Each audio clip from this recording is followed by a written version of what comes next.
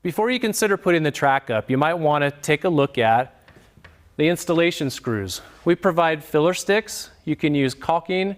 We'll leave it up to you to determine if you want to make these screw holes look a little bit better. But make sure you do it before you put the track in. For our track installation, we're going to go back to the gold number 8 by 3/4 installation screws. So it doesn't matter which way you put this track in, it only fits one way. Typically I like to start in the center. The one thing that you do want to make sure of is that you have the pivot and everything oriented in the correct way. So this is our pivot bracket. We need this on the right side of our opening. So as long as we've got that, we're in good shape. I want to caution you at this point, the installation holes, when we removed the track first, before we started preparing the frame, this track was mounted way too far back to the opening. In the installation and care guide, it says we want this track 1/32 of an inch from the front of this frame. So what this really means is you're going to have to relocate this aluminum track and not use the installation holes that were used to attach it to begin with. It's a very important part about this installation. Do not use the original holes if they're in the wrong spot.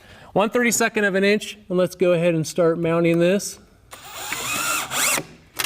Once you get one screw in, now the rest are very easy. Like I said, it doesn't matter which way you go.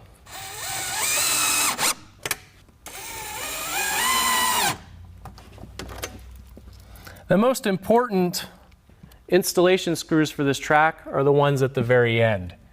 We want to make sure, even if you have to drill a new hole, that you always have a track install screw somewhere at the very ends of this. The reason why we want that, that's where a lot of the weight is carried on the shutter system. Not having one there, you're going to have some issues with sagging of the track.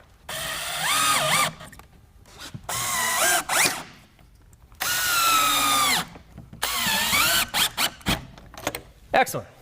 Completed installing the aluminum track. Now it's time to look at our bottom pivot bracket and where to locate and mount that.